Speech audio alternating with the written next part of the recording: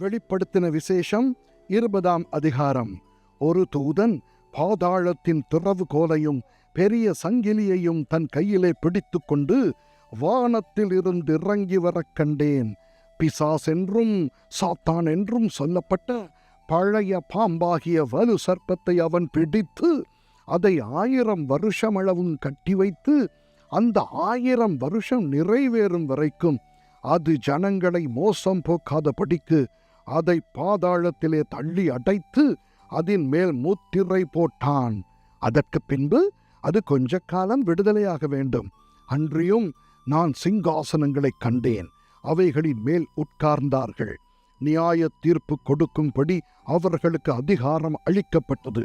இயேசுவை பற்றிய சாட்சி நிமித்தமும் தேவனுடைய வசனத்தின் நிமித்தமும் சிரச்சேதம் பண்ணப்பட்டவர்களுடைய ஆத்துமாக்களையும் மிருகத்தையாவது அதன் சொரூபத்தையாவது வணங்காமலும் தங்கள் நெற்றியிலும் தங்கள் கையிலும் அதன் முத்திரையை தரித்து கொள்ளாமலும் இருந்தவர்களையும் கண்டேன்.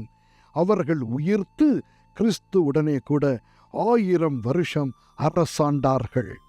மரணம் அடைந்த மற்றவர்கள் அந்த 1000 வருஷம் முடியுமளவும் உயிரடையவில்லை. இதுவே முதலாம் உயிர்த்தெழுதல். முதலாம் உயிர்த்தெழுதலுக்கு பங்குள்ளவன் பாக்கியவானும் பரிசுத்தவானுமாயிருக்கிறான். இவர்கள் மேல் 2ஆம் மரணத்துக்கு அதிகாரமில்லை. இவர்கள் தேவனுக்கும் கிறிஸ்துவுக்கும் முன்பாக ஆசாரியராயிருந்து அவரோடே கூட 1000 வருஷம் அரசாளுவார்கள். அந்த 1000 வருஷம் முடியும் போது சாத்தான் தன் காவலில் இருந்து விடுதலையாகி பூமியின் 4 திசைகளிலும் உள்ள ஜாதிகளாகிய கோகையும் மாகோகையும் மோசம் போக்கும்படிக்கும் அவர்களை யுத்தத்துக்கு கூட்டிக் கொள்ளும்படிக்கும் புறப்படுவான். அவர்களுடைய தொகை கடற்கரை மணலத்தனையாயிருக்கும். அவர்கள் பூமி எங்கும் பரம்பி பரிசுத்தவான்களுடைய பாளையத்தையும் பிரியமான நகரத்தையும் வளைந்து கொண்டார்கள். அப்பொழுது தேவனால் வானத்திலிருந்து அக்கினி இறங்கி அவர்களை பட்சித்து போட்டது.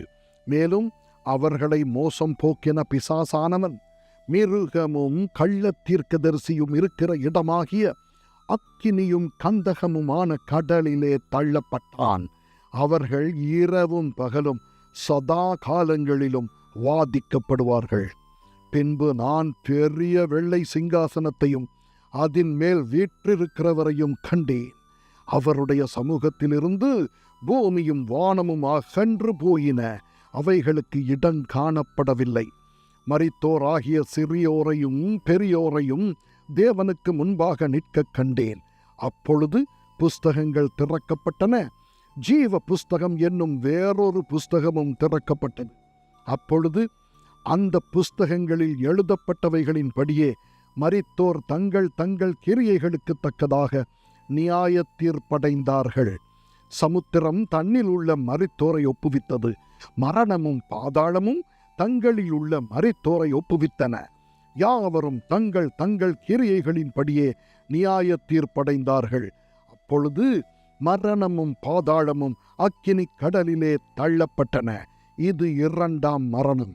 ஜீவ புஸ்தகத்தில் எழுதப்பட்டவனாக காணப்படாதவனெவனோ அவன் அக்கினி கடலிலே தள்ளப்பட்டான். ஆமென்.